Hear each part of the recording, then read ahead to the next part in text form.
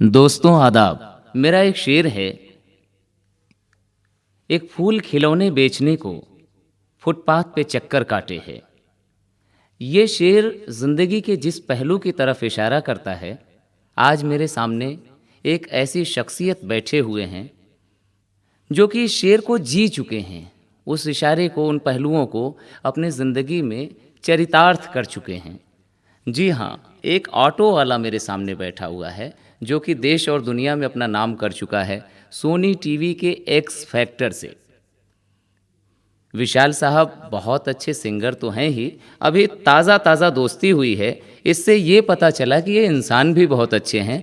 बातचीत की शुरुआत मैं करता हूँ। सबसे पहले विशाल भाई, आप अपनी पसंद का कोई एक गाना सुनाएं, उसके बाद हम आपके ज़िंदगी के तमाम पहलुओं पर बात करेंगे। जी इरशाद भाई, बहुत बहुत शुक्रिया आपका। एक बहुत ही खूबसूरत गाना है किशोर दा का। जी, 2 लाइनें ज़रूर मैं आपके साथ शेयर करना अता चाहूँ। करें साहब, अता करें। कुछ रीत जगत की ऐसी है, हर एक सुबह की शाम हुई। वाह, तू कौन है, तेरा नाम है क्या? सीता भी यहाँ बदनाम वाह, हुई। वाह, वाह। फिर क्यों संसार की बातों से भीग गए तेरे नैना?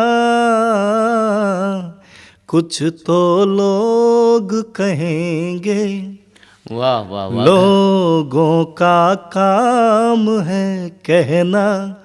छोड़ो बेकार की बातों में कहीं बीत न जाए रहना। कुछ तो लोग कहेंगे। वाह वाह वाह विशाल भाई, घर मेरा काश तेरे घर के बराबर होता, तू ना आता तेरी आवाज़ तो आती रहती। शुक्रिया शुक्रिया, बहुत बहुत। भाई, आज तो आपके पास सर पे छत भी है, रोटी जी भी है, एक अदद बीवी भी है, जी एक प्यारी सी बच्ची भी है। जी लेकिन मुझे मालूम है कि आप पिछली ज़िंदगी में इन सारी चीज़ों से महरूम थे। जी आपके सर पे छत नहीं थी, जी और रात को सोने के लिए वो लाल किले का फुटपाथ जी और वो होटल। जी जी मुझे मालूम है वो क्या, ज़रा बताएं। हालांकि ये पहलू, इस पर बात करना आसान नहीं होता है, जी जी। लेकिन फिर भी मैं चाहूँगा कि जो आप बताना चाहें शेयर करें हमसे।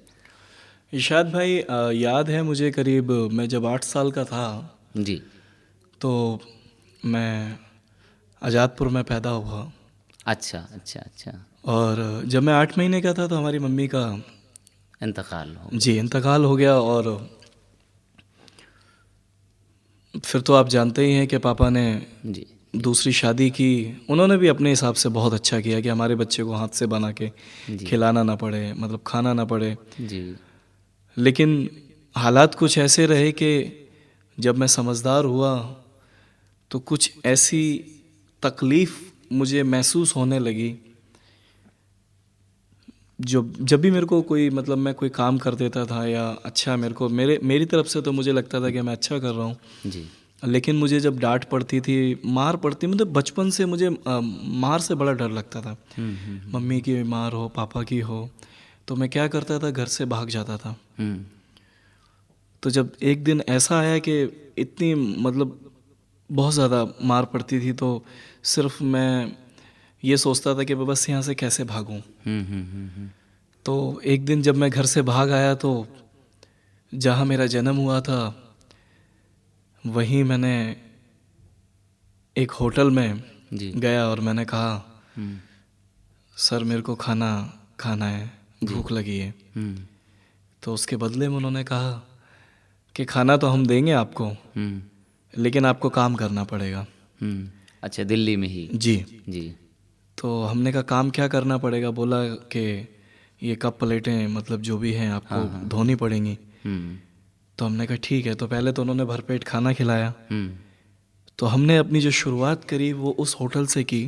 तो मतलब ये पहला कदम था। ये पहला कदम था एक काम। 8 साल की उम्र में जी, आपने? मेरे ख्याल से 6 7 8 साल की उम्र थी। और वहाँ से जब वहाँ भी थोड़ा सा तंग करने लगे। और कभी कभार ऐसा भी होता था कि सारा दिन गुजर जाता था, जी। सुबह का ही नाश्ता हम शाम को 4 बजे कर रहे हैं जब होटल बंद हो जाता था।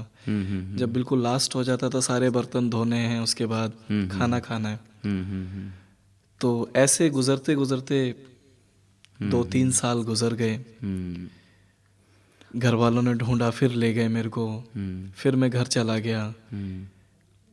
तो फिर वही पुरानी कहानी जिससे शुरू हुई थी, फिर वही मेरे साथ हुआ। मतलब वो सौतेलापन जी। आपने वो बचपन में उसके बाद फिर मैं भाग आया घर से।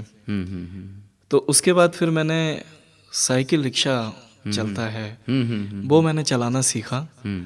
और आज भी याद है कि मेरे को जो आज़ादपुर से थोड़ा सा आगे जब आप मॉडल टाउन की तरफ जाते हैं, वहाँ लाल बाग करके एक बस्ती है।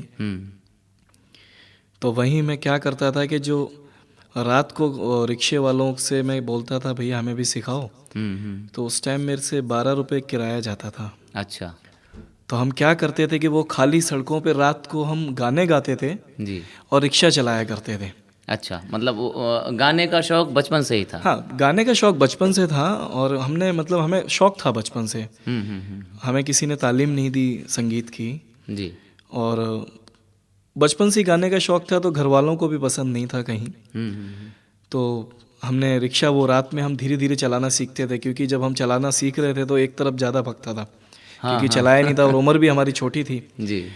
तो जब धीरे धीरे रिक्शा चलाना सीख गए तो फिर हम वहाँ रिक्शा चलाने लगे। करीब हम रोज़ रिक्शा चलाया करें, तो हमारे पास घर तो था नहीं रहने के लिए। तो वहीं एक फुटपाथ था, वहीं हम सो जाते थे। वहीं एक छोटा, जी लाल बाग में एक छोटा सा होटल था। जी। तो वहाँ क्या करते थे कि हम जब रिक्शा चला के आते थे वहाँ खाना खाते थे। तो वहाँ के लोग मतलब पहाड़ों के लोग थे, बड़े ही दिलदार थे, क्योंकि कहते हैं कि जैसा दिल पहाड़ों का है वहाँ के रहने वालों का भी है। वाकई वाकई। तो कभी कभार क्या होता था कि कुछ गाने जो मैंने सुने हैं उन्हीं में से कुछ ना कुछ पहाड़ों के ऊपर, जैसे कि कांची रे प्रीत मेरी साची, मत जा रे तू दिल तोड़ के हो। तो एक बहादुर था वो, जब मैं उसे गाने सुनाया करता था वहीं मतलब एक तखत पड़ा हुआ था, उसी पे हम लोग बैठ के खाना खाया करते थे। सब लोग आराम से पालती आलती मार के, और उनको गाने सुनाते थे तो बड़ा मज़ा आता था। तो खाना खाने के बाद वहीं सो जाना। वहीं एक ऑटो स्टैंड भी था। उस टाइम बड़ा मतलब मेरे ख्याल से ये लमलेटा और वो आगे इंजन वाला ऑटो आता था उस टाइम। हाँ, ठीक ठीक ठीक। तो वही ऑटो, वही मतलब ऑटो रिक्शा था। अच्छा, तो क्या करते थे, तो हम रात को जब सोते थे तो ना क्या होता था कि जो नाला बहता था ना वो ओपन था। अच्छा अच्छा। मतलब हाँ, तो मैं क्या समझ सोने गया, की जगह इतनी नहीं थी, रिक्शे पे भी सोए तो कैसे सोए। तो वहाँ मैं अकेला ही नहीं सोता था, और भी हमारे जैसे भाई थे जो रिक्शा चलाते थे। तो क्या करते थे, रिक्शे की जो सीट होती थी वो लगा के, रिक्शा जब आप चलाते थे तो उम्र उस वक्त आपकी क्या थी? मेरे ख्याल से मैं 12-13 साल का ही था। इतनी कम उम्र में आप रिक्शा चलाने लगे? जी जी, रिक्शा चलाना क्या पापी पेट का सवाल है, खाना तो खाना है ना। तो दुनियादारी के बारे में इतना कुछ पता नहीं था। रिक्शा चलाने के बाद, जब सारे दिन रिक्शा चलाने के बाद शरीर टूट जाता था। और उस टाइम मेरे को इतना नॉलेज नहीं था, रिक्शे में भी इतनी कमाई नहीं होती थी। लेकिन भरपेट खाना तो खाना है। कभी कभार ऐसा भी होता था कि एक टाइम खाना खाना होता था, बाकी के टाइम भूखा सोना होता था।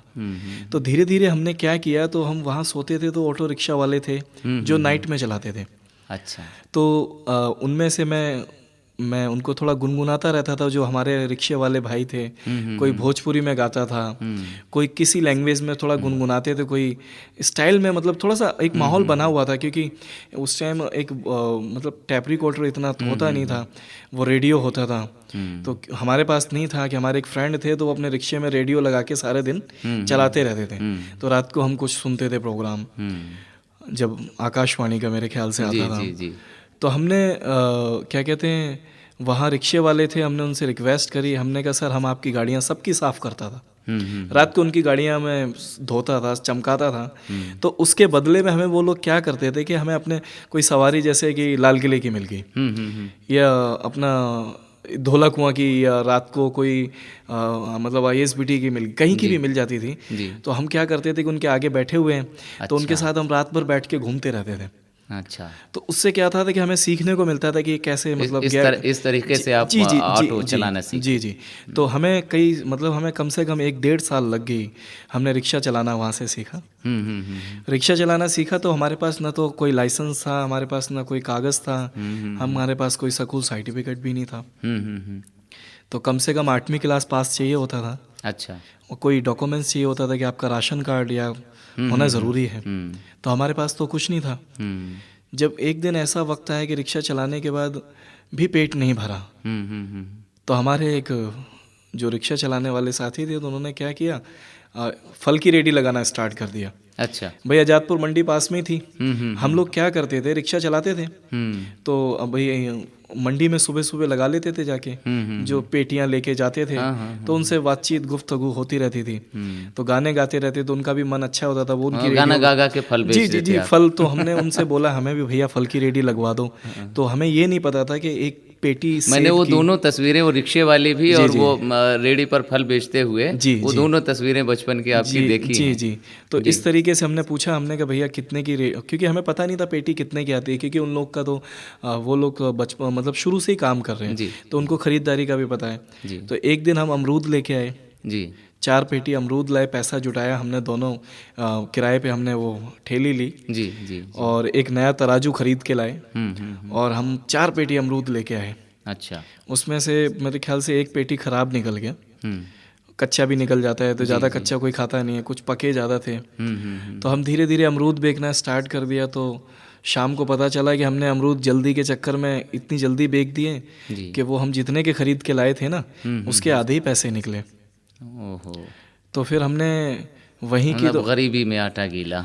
हाँ गरीबी में आटा गीला, तो फिर हिम्मत नहीं हारी। हमने कहा कोई बात नहीं। तो वहाँ के जो लोग थे, वहाँ काफ़ी सारी रेडियाँ लगती थी। वो सुबह से लेके हम लोग जब मेरे ख्याल से दोपहर में रेडियाँ लगा लेते थे 10-11 बजे, रेडियाँ अपना माल सारे फल वल लगाने। तो वहाँ जो बड़ी दुकान वाले थे तो उन्हें हमारा काम अच्छा लगा, उन्होंने कहा कि हम आपको 15 रुपये देंगे और फुल खाना देंगे, जितने मर्जी फल खाओ अच्छा। और आप आवाज़ लगाओ। अच्छा। शाम को ये आवाज लगाने के हाँ, पैसे? जैसे मतलब आवाज लगाने के, अंगूर 20 रुपए किलो या सेब हैं, नहीं तो केले उसको भी हैं। आप मतलब ये आवाज भी गा करके आवाज लगाया करते थे? नहीं नहीं, गा के तो इतना नहीं लगाते थे, मतलब नहीं, कुछ ना कुछ ऐसा हाँ, फनी मोमेंट रहा होगा जिसकी वजह से आवाज लगाने के पैसे दिए जा रहे हैं। गुनगुनाना। एक तो वहाँ के जो लोग थे, हम लोग क्या होता था कि आवाज़ लगाने के बाद तो रात के 11-12 बज जाते थे आराम से, 12-1 बजता था, क्योंकि जो लोग हैं रोज़ ड्यूटी जाने वाले लोग हैं, आने वाले लोग हैं, शाम को अपने बच्चों के लिए फल फ्रूट लेके जाते थे। तो एक ज़िंदगी वहाँ से शुरुआत हुई। वहाँ कुछ लोग ऐसे भी थे जिन्हें गाना गाने का बड़ा शौक़ था। तो हम क्या करते थे, वो तराजू जिस होता था उसके जो पीछे हम बजाते रहते थे, तो गाने स्टार्ट कर देते थे। धीरे धीरे मैंने वहाँ मार्केट बनाई, तराजू से ताल दे के। जी जी, मार्केट बनाई। मार्केट बनाने के बाद फिर धीरे धीरे नॉलेज हुई कि केले यहाँ से इतने रुपए सस्ते मिलते हैं जी, बर्फ़ खाने से इतने रुपए मिलते हैं और आज़ादपुर मंडी से इतने रुपए मिलते हैं जी। तो धीरे धीरे ये सब काम भी किया। उस काम से भी दिल भर गया। तो वहीं आज़ादपुर डिपो के इस तरफ, रोड के उस तरफ फुटपाथ होता था। तो वहाँ एक चाचा जी थे, तो वो किताबें लगाया करते थे। पहले के ज़माने, एक जब हम छोटे थे, हमें आज भी याद है कि वहाँ किताबों का बड़ा वो था, शेर व शायरी की किताबें। हाँ हाँ, उस वक्त में वो तमाम वो लुग़ती साहित्य, जी जी, वो फिल्मों की भी किताबें जी, होती जी, थी। जी, तो हमें उन्होंने वो केशव पंडित और उन लोगों का बड़ा दौर था, मोटी मोटी जी किताबें। जी, मुझे तो याद है। वो क्या कहते हैं, मेरे ख्याल से नॉवल जो लोग बड़े, तो हमने क्या किया, हम उनकी दुकान पे सिर्फ बैठते थे। अच्छा। चाचा जी बोलते थे कि दुकान लगा लेना, हम बैठते थे छोटी सी फुटपाथ पे एक चद्दर बिछा के। तो वहाँ दुकानें लगाई हमने। तो वहाँ पे और भी पटरी के लोग हैं, तो वहाँ भी लोगों से मुलाकात हो गई। तो आज भी याद है मेरे को, मैं कुमार शानू जी का बहुत बड़ा भक्त हूँ। जी जी जी, जी। और उस टाइम मेरे को याद है कि वहाँ फ्लैट थे जी, जहाँ मैं लगाया करता था। तो फ्लैटों के अंदर से आवाज़ आया करती थी। तो जैसे कि उनके गाने चलते थे, धीरे धीरे से मेरी ज़िंदगी में आना, धीरे धीरे से दिल को चुराना। तो इस टाइप के जितने आशिकी के जितने गाने थे, मैं दुनिया तो वो ये सब गाने मैं सुनता था। और जब भी चाचा यहाँ पे मेरे ख्याल से लाल किला है, लाल किले के सामने वो जहाँ पे बस की जो क्या कहते हैं टिकट मिलती थी, वहीं किताबों की भी मेरे ख्याल से 5-7 दुकानें थी। हाँ, वो पास अनुभाग जो बना जी हुआ है। जी, ठीक ठीक। वो होलसेल की दुकानें होती थी कि मतलब एक किताब 75 पैसे की मिलती थी, कोई 1 रुपए की मिलती थी। तो हम लोग वो वहाँ से मैं किताबें, तो मैंने कहा जब इतने, तो एक दिन मेरे पास 50 रुपए नहीं थे उस टाइम के, मतलब 50 रुपए भी बहुत होते थे, लेकिन ऐसा दौर था कि दिन में किताबें लगा लेता था जी और रात को एक अंडे की रेडी लगाते थे भैया, जी तो वहाँ अंडे की रेडी पे कुछ नहीं करता था, उनके साथ खड़ा हो जाता था। जी तो जैसे ज़्यादा कस्टमर आ जाते थे जी तो अंडे छील के देना, और उस टाइम प्लेट वगैरह में देना होता था सारा कुछ। जी जी जी। तो वो उनके साथ काम करता था, तो मुझे उनसे कुछ ना कुछ मिल जाता था। तो इस तरीके से रात भी गुजर जाती थी जी। और दिन भी गुजर जाता था। तो दिन में रात का जो सोना होता था वो कम से कम मेरे ख्याल से 4 से 5 घंटे। वहाँ मैंने काफ़ी वक्त गुजारा। उन किताबों से मुझे पढ़ाई मिली, संगीत की, जैसे कोई भी जैसे आशिकी के गाने किताबें बेचते बेचते आप पढ़ लिया करते थे, उससे पढ़ भी लिया करते थे, और शौक था पढ़ने का। गाने सुनने का बड़ा शौक था, तो गाने भी गा लेते थे साथ में। तो क्या करते थे कि दोपहर पड़ रही है, कोई छतरी तो होती नहीं थी, दोपहर भी पता चलती थी निकल जाती थी। जब बारिश आती थी तो उस चद्दर को उठाया और यूं किया और कंधे पे लगाया और पीपल के पेड़ के नीचे बैठ गए जाके। बारिश बंद हुई, थोड़ा सूखा, फिर लगा ली किताबें, फिर शाम को आ गए। तो चाचा उस टाइम क्या करते थे, खाना दे देते थे। उस टाइम ये नहीं पता था कि पैसे भी जिंदगी में। चाचा अभी हैं? नहीं, वो चाचा जी तो मेरे ख्याल से, ये मैं बात कर रहा हूँ मेरे ख्याल से 17-18 साल हो गए। तो चाचा जी को मैंने कई बार ढूंढा लेकिन वो मिले नहीं। चाचा मिलते तो आज आपकी कामयाबी से बहुत खुश होते। हाँ, मुझे लगता है। तो उस टाइम इतनी हमें ये नहीं पता था कि खाना भी खाना है क्या, घर बनाना है क्या। कपड़े भी इस तरीके के होते थे कि मतलब 10 दिन तक कपड़े वही पहनने, नहाना ही नहीं हो पाता था। जिंदगी का कुछ मायने नहीं थे। जी जी जी जी। एक दिन ऐसा आया कि किताबों में वहाँ एक्चुअली क्या होता था कि पुलिस वाले बड़ा परेशान करते थे। वो आज भी करते हैं। जी जी, पटरी पे लगने नहीं देते थे। अरे वो क्या आप कहीं गंदी किताबें तो नहीं बेच रहे, तो बड़ा आते थे। लेकिन हमें ये सब नॉलेज नहीं थी और ना ही हम बेचते थे। तो वहाँ पे भी वो होना ख़त्म हुआ। तो हमारी किस्मत देखी कि हमें जो चीज़ हमने छोड़ी और हमें दूसरा काम मिला ज़रूर। तो वहीं उसी कोने पे नींबू लगाते थे भैया, और वो नींबू बेचते थे किलो के हिसाब से। अच्छा। तो वहाँ किलो के हिसाब से नींबू बिकते थे। तो उनका भी क्या था, उनके भी कब 5-7 दुकानें थी, तो वहाँ पे हम नींबू की दुकान पे बैठते थे। तो धीरे धीरे उस टाइम हम, जब जो मेरे को याद है कि मेरे ख्याल से 92 और 90 में छोटा ही था, और ये उसी टाइम शानुदा का बड़ा दौर था, और मोहम्मद अजीज साहब सब भी। नहीं, वो आप जो है गरी के गोले भी तो रेड लाइट पर आप बेचा करते थे। जी जी जी जी, ये कब की बात? ये बात है। एक्चुअली क्या है कि जब मैं नींबू की रेडी पे मैं काफ़ी दिन, मतलब मैंने वहाँ दुकान लगा रखी थी, उन्होंने काम किया मैंने। जी जी। तो एक लेडीज़ बहुत बड़ी गाड़ी से उतर के आए जी, और उन्होंने मेरे को एक गाना गाते हुए सुना, और वो हमें अपने, उनका एक स्कूल था बहुत बड़ा, अब मुझे आज याद नहीं है कि वो स्कूल कहाँ है। वो मुझे गोद लेना चाहती थी। अच्छा। लेकिन मैं ऐसे दलदल में फंस चुका था, जिस दलदल का नाम है कमाई। जैसे काम करने का एक नशा, जैसे हर चीज़ का नशा होता है। जब आपको कोई नशा लग जाता है तो आपसे नहीं छूटता है। तो मुझे जो नशा लगा था वो काम करने का नशा था, चाहे मुझे 5 रुपए मिले, पर वो रोज के पैसे का नशा था। रोज के नशा, ऐसा पैसा जो मिलता था उसका हम कुछ नहीं करते थे। ऐसा नहीं कि हम कुछ इधर उधर नहीं, फिल्में देखते थे। अच्छा। जितनी किसकी ज़्यादा फिल्में आप किसकी देखते थे? जो भी नई मूवी आती थी, वहाँ एक विजय सिनेमा था, एक आकाश सिनेमा आज़ादपुर में था, कुशल सिनेमा अब तो मेरे ख्याल से बंद हो गया, जहांगीरपुरी में था। जी जी जी। तो वहाँ क्या होता था कि जो रिक्शा चलाते थे ना लोग, उनको बड़ा वो रहता था, उनके लिए मैं डिस्काउंट था, पीछे वाली खिड़की खुलती थी। तो मैं क्या करता था, क्योंकि मैं रिक्शा तो चलाया हुआ था और जिनसे रिक्शा लेता था तो उनसे बात थी, तो मैंने कहा दादा आज ये फिल्म देखनी ज़रूर है मेरे को। तो मैं क्या करता था, उनसे रिक्शा मांग लेता था, 5 रुपये उनको देता था और मेरे ख्याल से 5 रुपये की टिकट मिलती थी।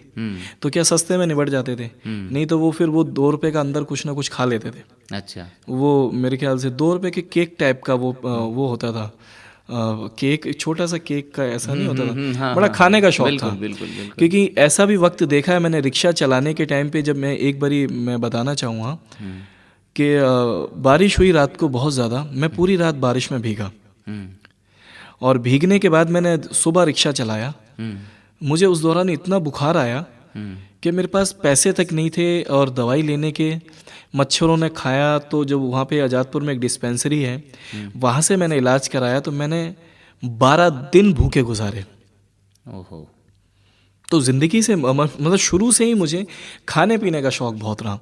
तो मतलब भरपेट कहीं ना कहीं मेरे को आज लगता है कि मैं अपनी मम्मी को आज भी बहुत शायद रोटी नहीं थी इसलिए भूख ज़्यादा लगती। हाँ, मेरी अगर मेरी जो मम्मी होती तो शायद मैं आज पढ़ा लिखा भी होता जी। और आज मेरी नहीं, मम्मी। लेकिन आप तो कुछ थोड़ा सा शुरुआती तालीम तो आपको मिली है, आपने नहीं, शुरुआती तालीम ऐसे मिली है कि हमारे जो ताऊ और ताई जी थी, आज हमारी ताई जी इस दुनिया में नहीं है। जब मेरी मम्मी एक्सपायर हो गई थी तो मेरी ताई जी ने मुझे पाला, मेरे ख्याल से 1-2 साल तक का। फिर उसके बाद पापा ने 1 साल के बाद शादी कर ली, तो फिर मेरी मम्मी ने पाला मेरे को। तो वहाँ के जो स्कूल में मेरा एडमिशन हुआ वो सीधा ही दूसरी क्लास में हुआ। अच्छा, वो जो हमारे माँ साहब थे, वो जो हमारे टीचर थे, उन्होंने कहा कि इनको पढ़ाने की ज़रूरत ही नहीं है पहली क्लास में, इनको दूसरी क्लास में दो। अच्छा, दूसरी क्लास में हम पढ़ते थे तो कबीरदास जी के दोहे थे, जैसे कल करे सो आज और आज करे सो अभी। एक मेरे को याद है वो वीर अर्जुन का एक पार्ट आया करता था, राजू राधा 2 बच्चे हंसते गाते पढ़ने जाते। मैंने ये चैप्टर भी पढ़ा है। तो मेरे माँ साहब बोलने लगे, जब मैंने दूसरी क्लास पास करी तो बोलने लगे कि ये क्या कहते हैं, ये तो ठीक है, इसको तीसरी में पढ़ाने की ज़रूरत ही नहीं, चौथी में पढ़ाओ। तो मैं चौथी क्लास में पढ़ता रहा। तो मैं पढ़ने में बड़ा होशियार था, तो मुझे मॉनिटर बना दिया। तो इसी दौरान में देखो मेरी पढ़ाई भी हो रही है। तो एक दिन क्या हुआ कि किसी ने, हमारे एक बहुत अच्छे पंडित जी हैं, उनके बेटे थे, तो उन्होंने हमें गाली वाली दी, हमें मारा। तो हमने बदले में उनको बहुत मारा। जब हमने मारा तो उन्होंने हमारे घर में शिकायत की, तो हमें इतनी मार पड़ी, हम फिर दिल्ली वापस भाग आए। जब उसके बाद हम दिल्ली वापस भाग आए तो फिर हमने सोच ही लिया अब हम घर जाएंगे ही नहीं। अच्छा, ये मामला कानपुर का था? जी। तो हमने कहा अब हम जाएंगे ही नहीं। मैं जो सुनने वाले हैं उन्हें ये भी बता दूं कि आप कानपुर से हैं। जी, बेसिकली मैं एक बात और कहना चाहूँगा, मैं कानपुर से, मेरे जो पापा के पिताजी थे, मेरे पापा जी कानपुर में उनका भी जन्म हुआ है। जी। और जो मेरे पापा के पिताजी थे, मेरे बाबा, वो कानपुर से थे। लेकिन मेरे बाबा कानपुर छोड़ के यहाँ यूपी में एक जगह है जिला मैनपुरी। हाँ, मैनपुरी है जी। वहाँ अपनी मेरे पापा की नानी का घर था, यानी कि मेरे बाबा की ससुराल थी, तो वो वहाँ रहने लगे। तो जो मैंने तालीम ली है, जो मैं 2 क्लास पढ़ी है मैंने, वो मैनपुरी के एक छोटे से गांव में पढ़ी है। अच्छा जी। जब मैं भाग आया तो भाग के मैं अब की बार ना आज़ादपुर गया जी, मैं कहीं नहीं गया जी, मैं सीधा बदरपुर बॉर्डर पे आ गया।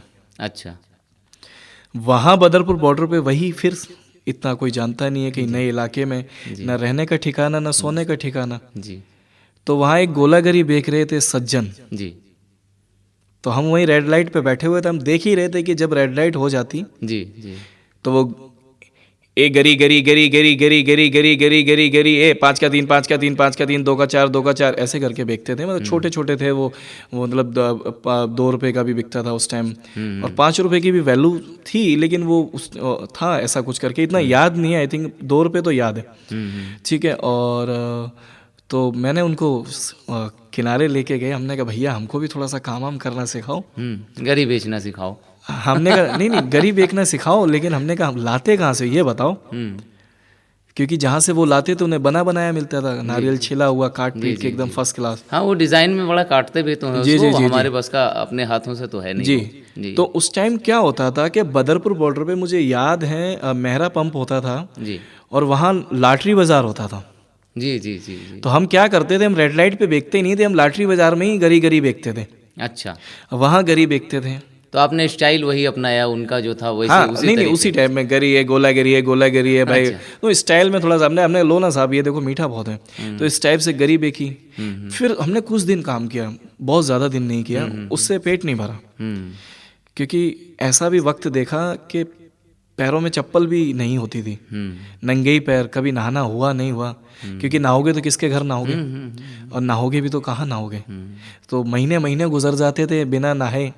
कभी एक टाइम खाना खा लिया, और जो हमारे दिल्ली के बस स्टैंड होते थे जी जी जी। वो भी माशाल्लाह इतने अच्छे होते थे कि उन्हीं पे ही लेट जाना। तो रात को हमारे पुलिस वाले साहब आते थे, कहाँ से है, वो क्या है, वो चरसियों जैसी और चोरों वाली शकल होती थी। कभी चौकी में ले जाके बिठा देते, तो साहब देखिए काम करते हैं, तो फिर वहाँ से वो छोड़ देते थे सुबह, तो रात वहीं गुजर जाती थी। तो धीरे धीरे ऐसे हुआ, तो वहाँ बस चलती थी जी। ये अपना ये ब्लू लाइन चलती थी। अच्छा, वो आप जो जी चैन, सोने की नहीं चैन नहीं नहीं वगैरह नहीं, जो जी जी जी, सोने की चैन तो बहुत थोड़ा सा आगे आ गया। जी ये ब्लू लाइन बस चलती थी, तो हमने क्या किया, वो हम उसमें बैठ के जाया करें लाल किले, और लाल किले से वापस बदरपुर बॉर्डर आ जाया करें। जी जो बस वाले खाना खाते थे ना, जी। तो हम क्या करते थे, उनके साथ हम थोड़ा बहुत काम करा दिया करें, तो उन्हीं के साथ खाना भी मिल जाया करे, अच्छा। और रात को सोने के लिए बस भी मिल जाती थी। एक तो सोने का हाँ, भी इंतज़ाम हो गया, फुटपाथ से बस ठीक तक आ है। गए। और हमने फिर धीरे धीरे हमने आवाज़ लगाना स्टार्ट कर दिया। जी। लाल किले, पुरान दिल्ली स्टेशन, निज़ामुद्दीन, भोगल, आश्रम, ठीक है, उधर सारे बॉर्डर बॉर्डर बदरपुर, ये सब ऐसे आवाज़ लगाना स्टार्ट किया। तो धीरे धीरे मार्केट बन गई, आवाज़ लगाना स्टार्ट कर दिया, खूब चिल्लाया करते थे।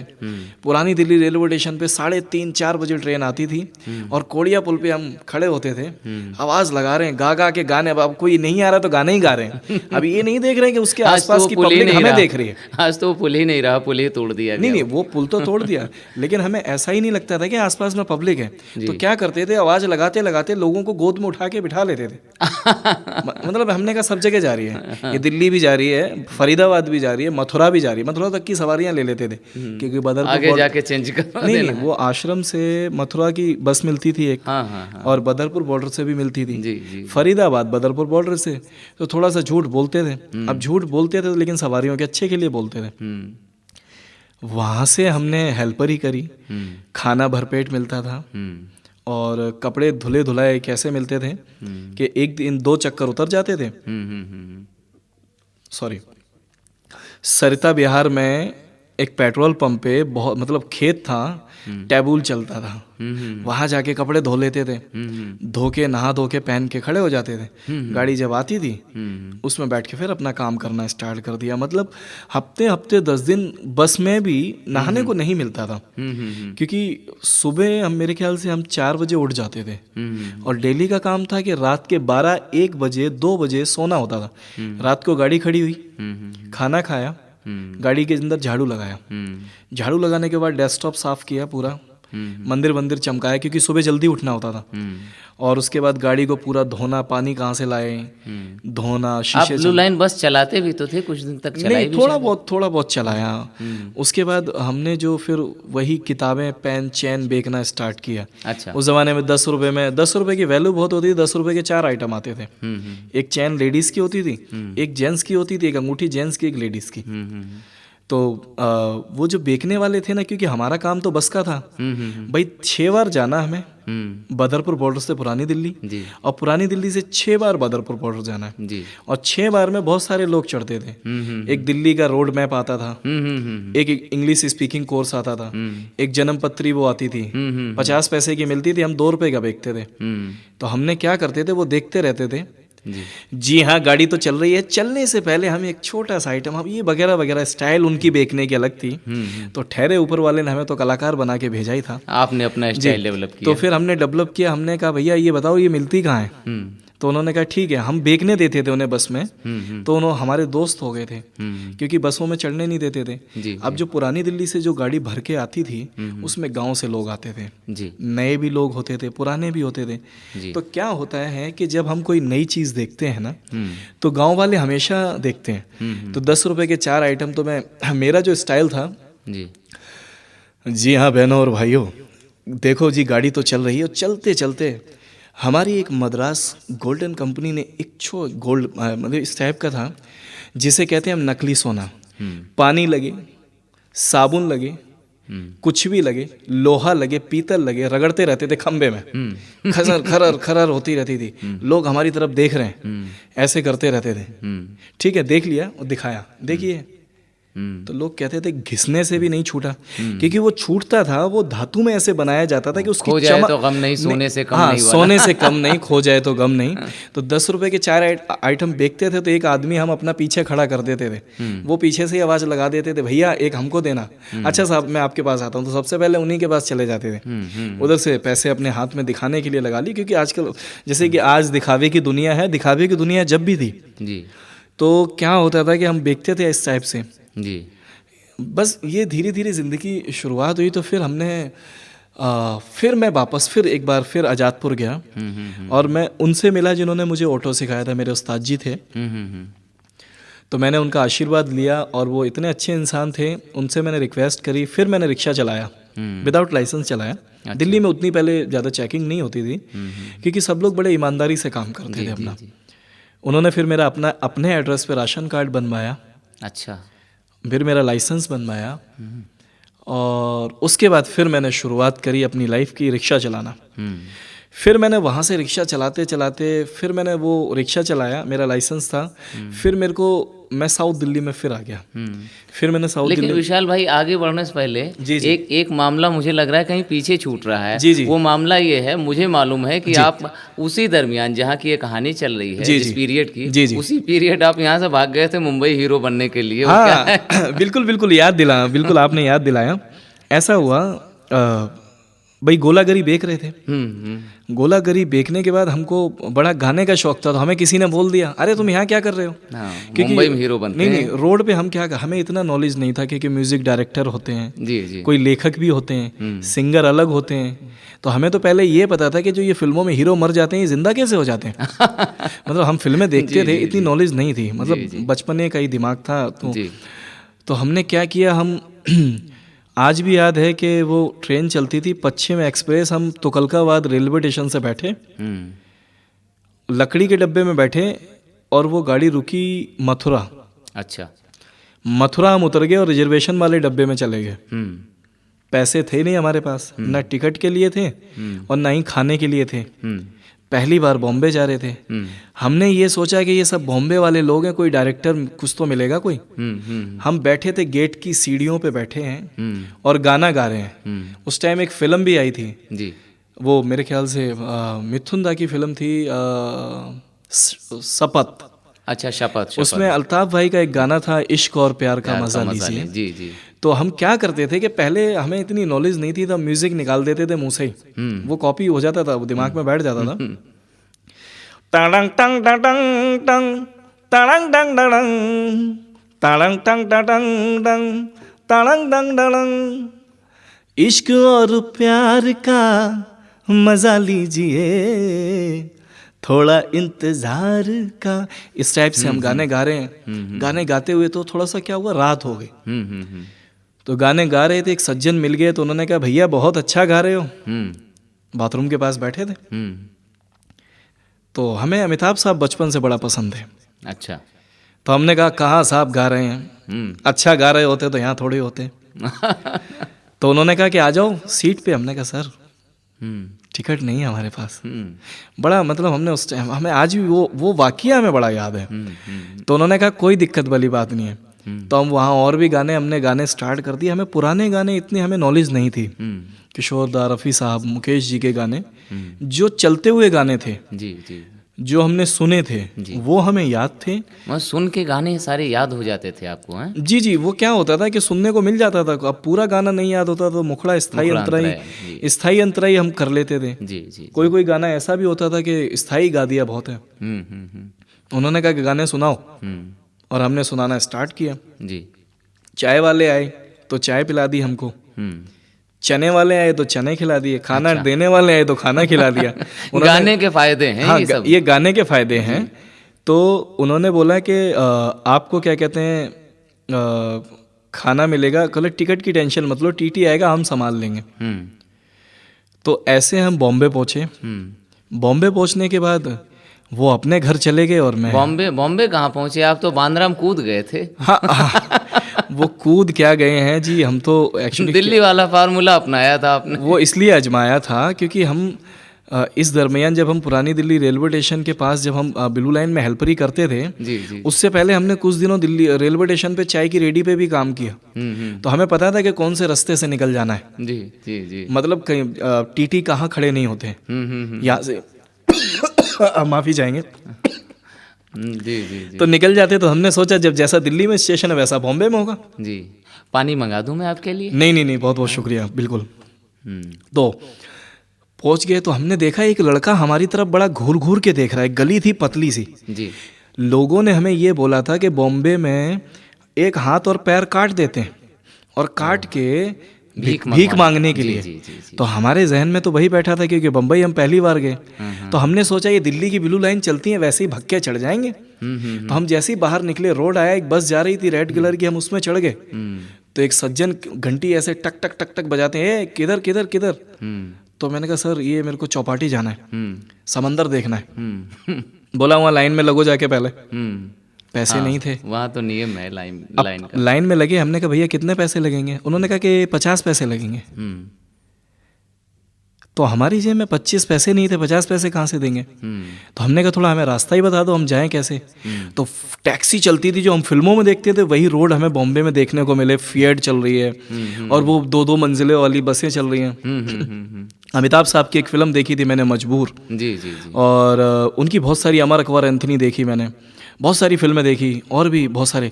तो मैं गाना गा रहा हूँ। जी जी। मैं रोड पे चल रहा हूँ, पब्लिक जा रही है, किसी को कोई मतलब नहीं, और रोड पे चल रहा हूँ। कभी सोचता हूँ कि मैं कुछ कहूँ, आदमी जो कहता है, आदमी जो सुनता है, जिंदगी भर वो सदाएं पीछा करती हैं। अब मैं ऐसे ऐसे गाने गा रहा हूँ और लोग मेरी तरफ देख रहे हैं। अच्छा, हमने सोचा कि चलते ही चलते क्या पता कोई मिल जाए हमको, फटाफट उठा ले जाए, फिल्मों में ले जाए। और मतलब ये थिंकिंग हमारी ये थी। मतलब शुरू से हमारा जो सपना था वो स्टार बनने का था, फिल्मों में काम करने का था। भाई धीरे धीरे पहुंच गए वहाँ चौपाटी पे। जैसे ही समंदर देखा तो प्रणाम, दुआ, सलाम, नमस्कार सब किया हमने वहाँ और बैठ गए। इतनी भीड़ में सिर्फ मैं अकेला था। ना मुझे कोई जानता था, ना मैं किसी को जानता था। वहाँ चौपाटी पे मेला लगा हुआ था, झूले लगे हुए थे, एक नाव वाला ऐसे लगा हुआ था। बड़ा मन था झूलने का। एक दूसरे से लोग बातें कर रहे थे, भूख भी लगी थी, खाना खा रहे थे लोग। तो एक भैया बड़ा पाव बेच रहे थे, हम वहीं खड़े हो गए जाके। तो मेरे ख्याल से 2 रुपए का बड़ा पाव जी उस टाइम बिकता था। जी अब तो वो मेरे ख्याल 12-15 रुपए का हो चुका है। जी मेरे ख्याल से 15 रुपए का हो गया है। जी। तो भैया हमने कहा बड़ा पाव खिलाओ। एक पैसे नहीं है, मतलब प्यार से बोला, दिल्ली वाली स्टाइल में। तो हमने कहा भैया पैसे नहीं है, दूर से आए हैं जी, और बड़ा पाव खिलाओ। बम्बई की एक बड़ी अच्छी वो है कि बम्बई में लोग किसी से मतलब नहीं रखते हैं जी, लेकिन हेल्प ज़रूर करते हैं। ये है ठीक है। वहाँ के यूपी में वाले भैया आपने जितने चौपाटी पे देखेंगे आप, टैक्सी, रिक्शा, चौपाटी पे खाना बनाने वाले, बेचने वाले, सब अपने यूपी वाले हैं जी। बिल्कुल। तो कहने लगे भैया हो जी।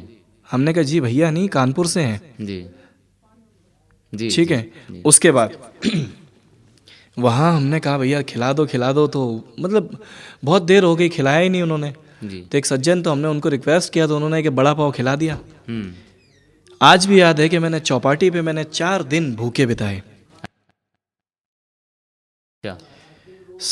8वें दिन जी मुझे क्या कहते हैं,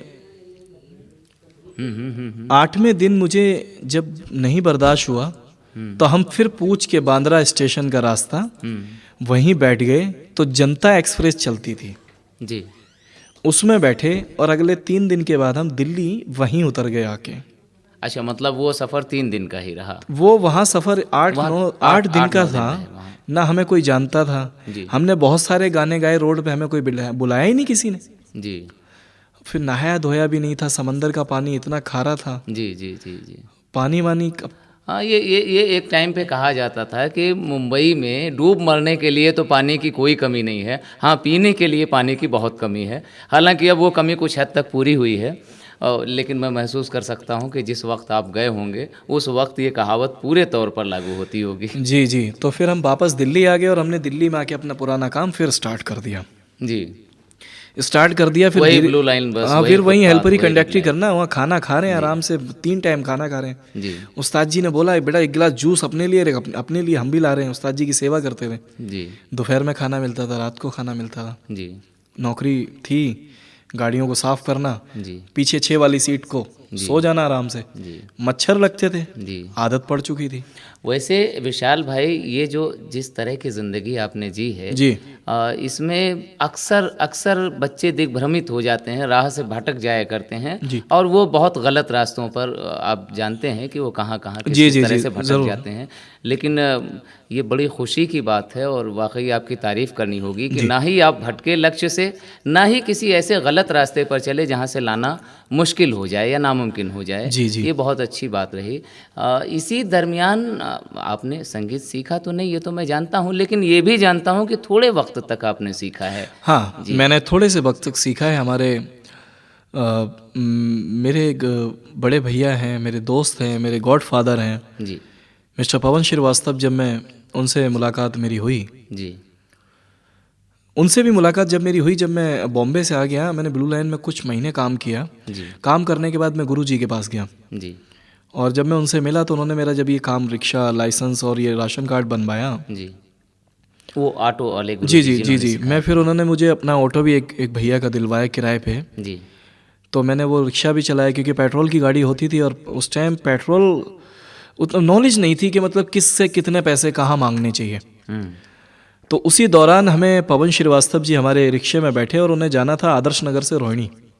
अच्छा।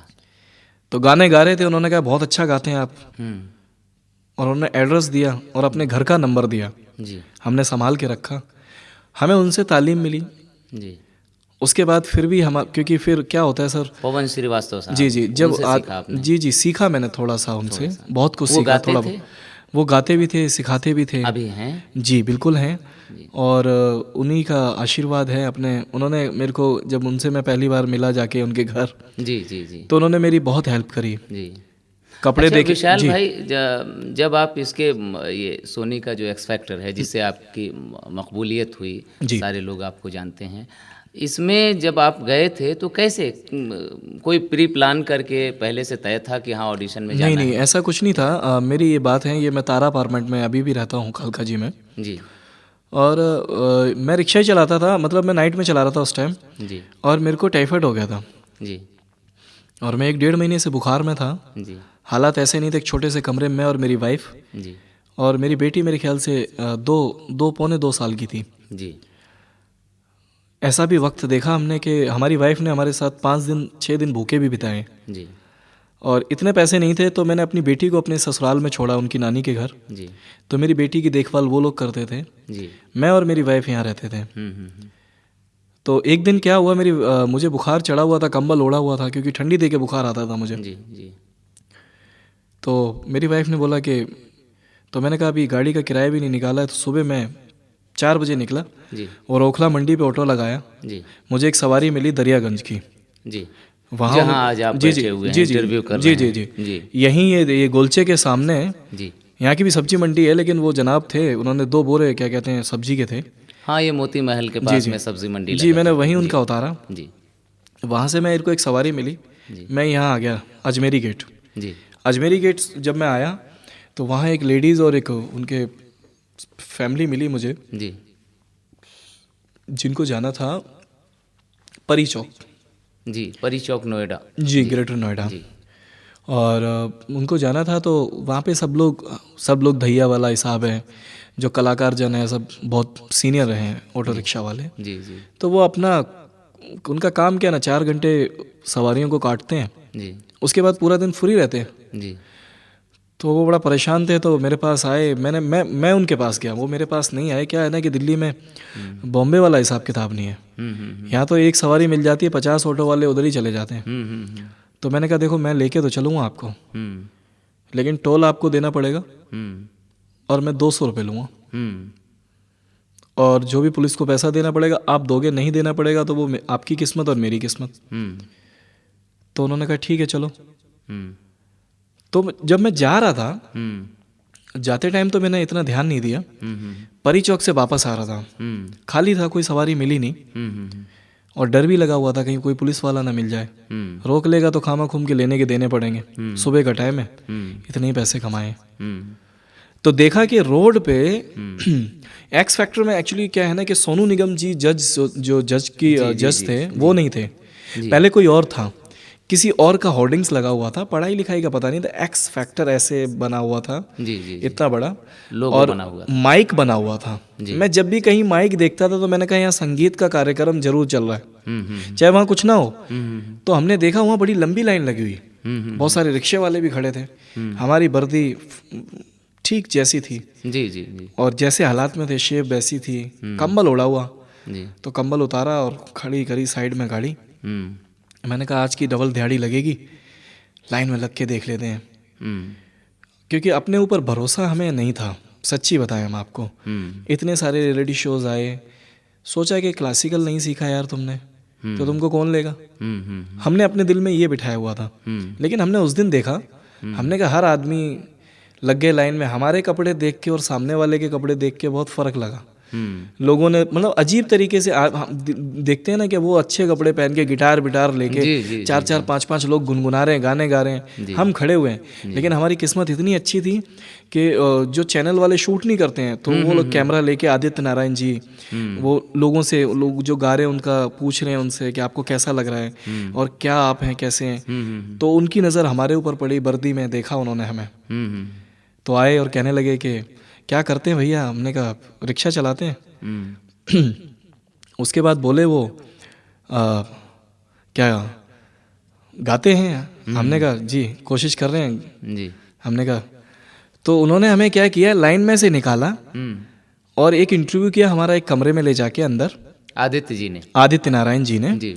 और उसके बाद हमें महारथी, मैं उनका नाम लेना चाहूँगा, बहुत सीनियर हैं वो, इंडस्ट्री है जी और मैं आज गुरुजी बोलता हूँ, उनको बाबूजी बोलता हूँ। जी। उनका बड़प्पन है जिन्होंने मुझे इस लायक समझा। मैं अपने आप को इतना बड़ा नहीं समझता हूँ, ना ही हूँ और ना ही मैं इस लायक समझता हूँ, लेकिन उन्होंने मुझे इस लायक समझा कि अपना, तो मुझे मुकेश परमार जी एंड सतीश दत्त साहब के सामने गाने का मौका मिला। एक्स फैक्टर की पूरी टीम थी, बड़ा जी। तो उन्होंने कहा अच्छा, ऑडिशन के पीरियड, जी ऑडिशन का दौरान था। तो हमने गाया वहाँ पे जी। तो हमने बड़ा गाए, बहुत सारे गाने गाए जी। तो एक गाना बड़ा, जैसे कि हमने हाल क्या दिलों का ना पूछो सनम, जो हमने गाया था जी। वो गाना जब हमने गाया तो उन्होंने कहा ठीक है ले जाओ। उन्होंने कुछ नहीं बोला, हमें लेके गए एक लेडीज़ कमरे में लेके गई, उन्होंने वो बिल्ला बिल्ला लगाया जी, लिखाया जी और फोटो खींची, बोले जाओ जी।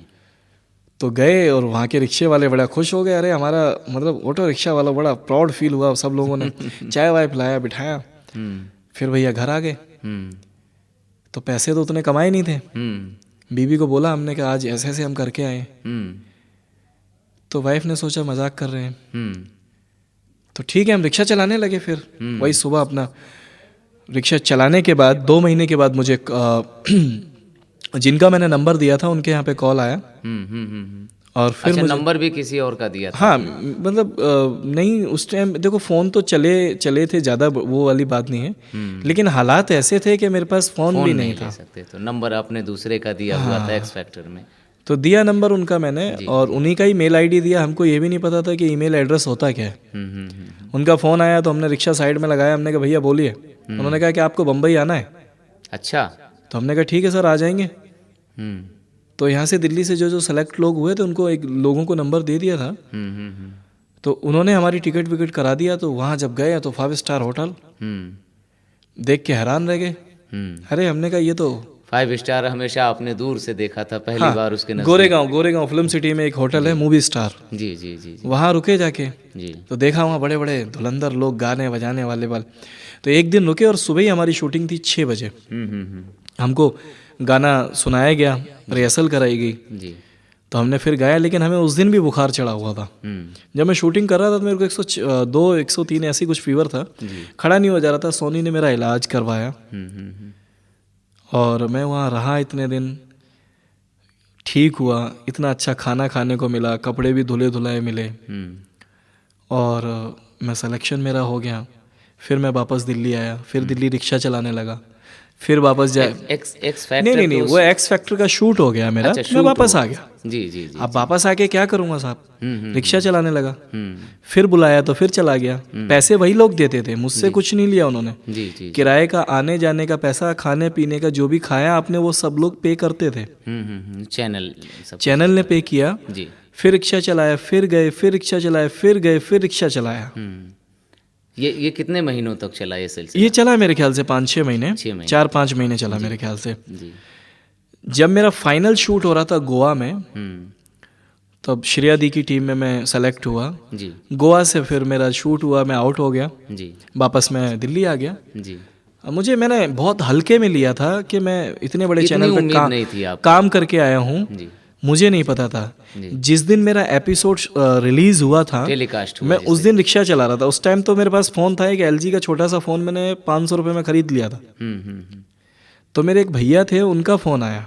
वो कह रहे हैं विशाल तू टीवी पे आ रहा है। मैंने कहा क्या बात कर रहे हो? कह रहा देख देख देख वो टीवी पे आ रहा था। तो हम भैया गए, हमारे घर में टीवी नहीं था। देखिए मैं सच्ची बताऊँ तो पड़ोसी को हमने देखा, हमने कहा भैया टीवी दिखाना जरा हमको। देखा तो हमने कहा वाकई में आ रहे हैं। वो प्रोमो दिखाए जा रहे थे कि कल से दिखाई देगा, प्रोमो दिखा रहे थे। प्रोमो में आपको हाईलाइट कर रहे हैं? हाँ, प्रोमो में मेरा दिखाया था, मेरा रोते हुए का। जी जी जी। तो जिस दिन मेरा एपिसोड रिलीज हुआ है, लोगों ने देखा है, फिर तो लाइन लग गई।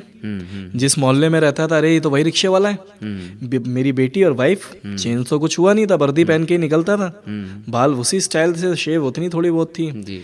ठीक है, तो इस तरीके से मतलब हमें उसके बाद रिक्शा चलाना मुश्किल हो गया आपका, है ना? रिक्शा चलाना मुश्किल हो गया, लेकिन मैंने इस शो के निकलने के बाद, इस शो का फॉर्मेट ऐसा था जो विनर बनेगा वही उसी को पैसे मिलेंगे। जी। तो मैं विनर नहीं था, लेकिन इस शो का मैं थैंक यू बोलना चाहता हूँ बहुत बहुत। मैं बम्बई का थैंक यू बोलना चाहता हूँ, चैनल का थैंक यू बोलना चाहता हूँ, जिन्होंने मुझे चांस दिया, मेरे पे भरोसा किया और मुझे इस लायक समझा। जी। आज मतलब मैं जब उस चैनल से आने के बाद मैंने 6 महीने रिक्शा चलाया, मुझे बहुत लोगों ने प्यार दिया। मैं बस में जाऊँ, मेट्रो में जाऊँ, ट्रेन में जाऊँ, मैं कहीं भी जाऊँ मुझे लोग पहचान लेते थे, क्योंकि मेरे को इतना प्यार दिया लोगों ने। हिंदुस्तान की जनता ने दिया, मुझे विदेशों से लोगों ने मुझे कॉल किए, चाहे वो कोई भी देश हो। ये तो सारी दुनिया जानती है। उस वक्त तमाम लोगों ने देश के कोने कोने से आपको SMS किए, आपके पक्ष में SMS किए।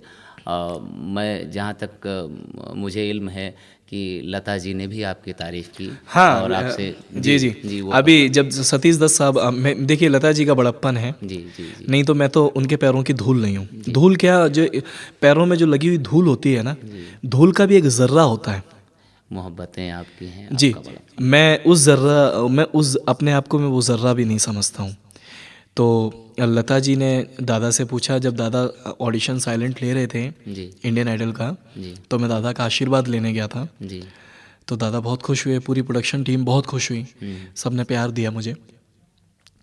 तब उन्होंने बताया कि लता जी ने मुझे मेरे बारे में बोला कि वो रिक्शे वाला कहाँ है। तो ये मेरी खुशनसीबी है कि उन्होंने मेरा नाम लिया। कम से कम उनके जहन में तो हैं। जी, तो ये मेरे लिए बहुत बड़ी बात है।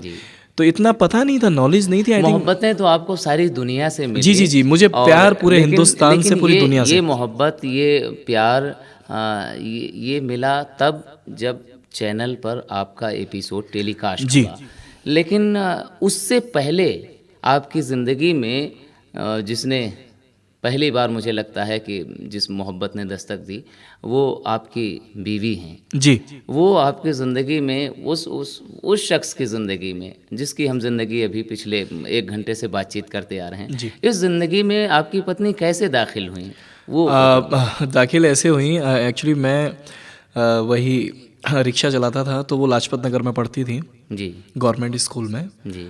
और मेरी वाइफ वहाँ पढ़ती थी, तो मैं वहाँ पे लड़कियाँ मतलब 5-5 रुपए देके।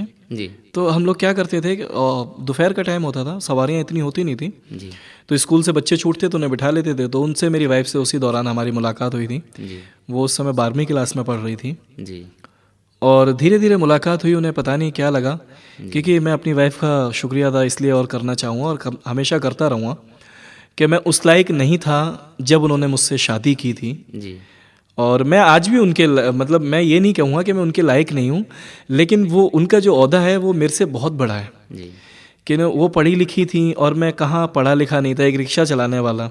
उनके जो छोटे भाई हैं वो सीए कर रहे हैं, एक भाई इंजीनियर हैं, तो उससे भी फ़र्क पड़ता है ना। तो उनकी किस्मत मैं मानता हूँ, मैं अपनी वाइफ और अपनी बेटी की किस्मत मानता हूँ, मैं अपना कुछ नहीं मानता हूँ। जी। मेरी वाइफ मेरी लाइफ तो में आई, ये मोहब्बत वहाँ से शुरू हुई मोहब्बत थी वहाँ से स्टार्ट हुई। तो हमने उनके घर और वालों बाद से में शादी में तब्दील हो गई। जी मैंने उनसे रिक्वेस्ट करी, उनसे उनके घर गया जी और उनके मम्मी पापा का बड़प्पन इतना अच्छा है कि उन्होंने मुझे देखा और उन्होंने शादी की हमने। अच्छा, एक्सेप्ट कर लिया। जी। और मेरी शादी के बाद जब मेरी बेटी आई, जी तो मेरी बेटी जब से आई है हमारी ज़िंदगी में, जी हम ना तो कभी भूखे रहे हैं जी। और मतलब 2 लक्ष्मी रोटी हमें, लेकर मेरे आई लिए है। मेरी बेटी लक्ष्मी है। जी और मेरी वाइफ और मेरी बेटी की किस्मत है जी जो आज यहाँ तक लेके आई है। मेरी वाइफ ने, मुझे इंटरनेट नहीं चलाना आता था, जी सोशल मीडिया का कोई नॉलेज नहीं थी, मेरी वाइफ ने मुझे बताया जी और शोज़ में जाना शुरू किया। पहले तो ये भी नहीं पता था कि शो कहाँ होते हैं। जी जी जब किसी ने बुला लिया तो शो पे गए, तो कोई आर्टिस्ट मिला, उसने बताया कि विशाल आप यहाँ क्या कर रहे हो, आप ये नंबर इनका लो, उनसे बात करो। तो उनसे बात करता था, फोटोग्राफर से बताते थे कि फ़ोटो लो और वीडियोस लो और फेसबुक पे डालो या किसी पे भी डालो, लोगों को क्या दिखाओगे, तुम्हारी क्या प्रोफाइल है, तुमने क्या किया है, तुम एक्स फैक्टर से कब तक खाओगे। जी जी जी तो धीरे धीरे हम क्या करते थे कि किसी फोटोग्राफर से कार्ड ले लेते थे, नंबर दे देते थे, नंबर ले लेते थे। तो उनसे रिक्वेस्ट करके वीडियोस और फोटो लाके जी। चैनल बनवाया हमने, तो इसमें उस सब पे आपकी अपलोड। पत्नी जी, ने बहुत सहयोग किया। बहुत आज भी मेरी वाइफ साथ देती हैं। कभी वो जिद नहीं करती कि मुझे फिल्म दिखाने ले जाओ। अच्छा, आपने एक्स फैक्टर में बताया था, वो मुझे वो ध्यान है कि आप अपनी पत्नी को टीचर जी बनाना जी जी चाहते जी हैं। जी उस जी। राह में आप कितना आगे बढ़े? अभी मेरी वाइफ ने अभी इस दौरान में अभी इसी साल कंप्लीट किया वो ग्रेजुएशन कंप्लीट किया। और क्या कहते हैं, अब उनको बीएड कराने की तैयारी है। बहुत बहुत शुभकामनाएं हमारी हैं कि जी वो जी, शुक्रिया। अपने सपने को और आपके सपने को साकार करें। जी। बड़ी अच्छा विशाल भाई, ये तो खैर बीती ज़िंदगी थी। अभी के दौर में तो आप तमाम स्टार नाइटें, तमाम बड़े बड़े स्टार लोगों जी के साथ काम कर जी रहे हैं। पिछले दिनों मैंने भी देखा कि आप उदित जी के साथ जी जी शो कर रहे थे। ये सब सिलसिला चल रहा है, कुछ बाहर का भी सिलसिला चल रहा है आपका? जी जी, चल रहा है जी जी। तो अभी क्या कुछ फिल्मों उल्मों की तरफ बस लगे पड़े हैं सर। आप तो जानते हैं कि ये संजय लीला भंसाली साहब ने भी वादा किया था कुछ। बंसाली साहब ने भी वादा किया है, जी लेकिन हर चीज़ का वक्त जी सही वक्त होता है। हम तो देखो जी बहुत अभी नए नए आए हैं, लोगों ने तो 20-20 साल मेहनत करी है। बिल्कुल। खैर उम्मीद पर दुनिया कायम है और भंसाली साहब ने वादा किया है तो हम भी उम्मीद करते हैं कि वो वादा पूरा करें और जी। आपका एक प्लेबैक सिंगर का जो ख्वाब है वो भी पूरा हो और निश्चित तौर पर पूरा होगा। जी, क्योंकि आपने एक फुटपाथ से, जिसे कहते हैं कि फर्श से अर्श तक का सफ़र पूरा किया है, जी। तो वो भी पूरा कर ही लेंगे आज नहीं कल। ये कोई ऐसी बात, कोई ऐसा पहलू जो मेरी बातचीत में छूट गया हो, आपको लगता हो कि हाँ ये पहलू मेरा अनछुआ रह गया, आप शेयर करना चाहें तो बताएं। एक ही पहलू है मेरी ज़िंदगी में, जी शुरू से ही रहा, बचपन से। जी ऊपर वाले ने बचपन से दिमाग दिया हुआ था, जी सोचने और सुनने की शक्ति जी और याद रखने की शक्ति हमेशा रही। जी किसी को रोते हुए नहीं देख सकता हूँ, जी अपनी आंखों में आंसू आ जाते हैं। जी कोई भी फिल्मों के अंदर सीन होता है, बड़े बड़े लोग रोने लगते हैं, लेकिन मेरे से नहीं देखा जाता है। मेरा सपना आज भी सच तो नहीं वो हो सकता है, मेरा दिल हमेशा उसके लिए भरा रहता है। जी वो मेरा दिल क्या है कि मेरी माँ, हम्म, आई थिंक मैं ये सोचता हूँ कि मेरी मम्मी मेरे को, आज भी मैं आपके साथ बैठा हूँ तो मुझे ऐसा लग रहा है कि मेरी मम्मी मेरे साथ बैठी हुई है। मैंने अपनी मम्मी की तस्वीर तक नहीं देखी, ना ही मेरे पापा ने रखी। उन्होंने क्यों नहीं रखी, क्या रीज़न था, मैंने कभी उनसे जिक्र नहीं किया इस चीज़ का।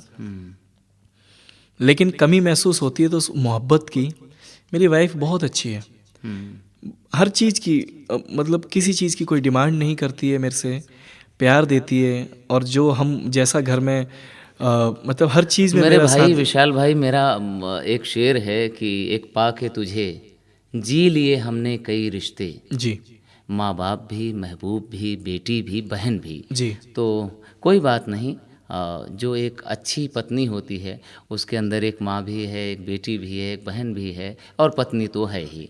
तो कोई बात नहीं, ऊपर वाला अगर कहीं कुछ छीनता है तो उसके बदले कुछ ऐसा दे देता है। जी और मैं चेहरे की चमक देख रहा था भाभी के, जब आप गा रहे थे स्टेज पर, जी तो वो जो खुश हो रही थी, ऐसा लग रहा था कि आपके साथ वो कामयाब हो रही जी हैं। जी तो खैर कोई बात नहीं, हमारी नेक दुआएं, नेक ख्वाहिशें आपके साथ हैं, और सारी जनता की आपके साथ हैं। जी। और जाते जाते चाहेंगे कि कुछ आप अता करें अपनी आवाज़ में। आपकी आवाज़ से ये प्रोग्राम शुरू हुआ था, आपकी आवाज़ पर ही इसका अख्तिमाम करना चाहता हूँ मैं।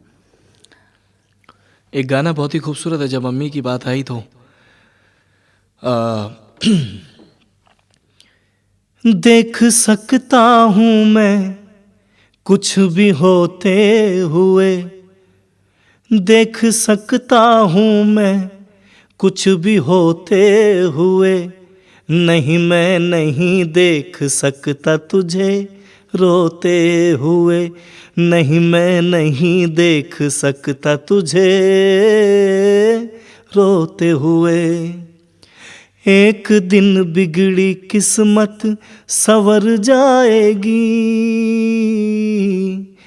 एक दिन बिगड़ी किस्मत संवर जाएगी, गम ना कर जिंदगी यूं गुजर जाएगी, रात जैसे गुजर गई सोते हुए, नहीं मैं नहीं देख सकता तुझे रोते हुए, नहीं मैं नहीं देख सकता तुझे रोते हुए। वाह वाह, बहुत बहुत शुक्रिया विशाल भाई, आप हमारे स्टूडियो में आए, हमसे गुफ्तगू की, बातचीत की, बहुत बहुत जी शुक्रिया। थैंक यू सो मच, बहुत बहुत शुक्रिया।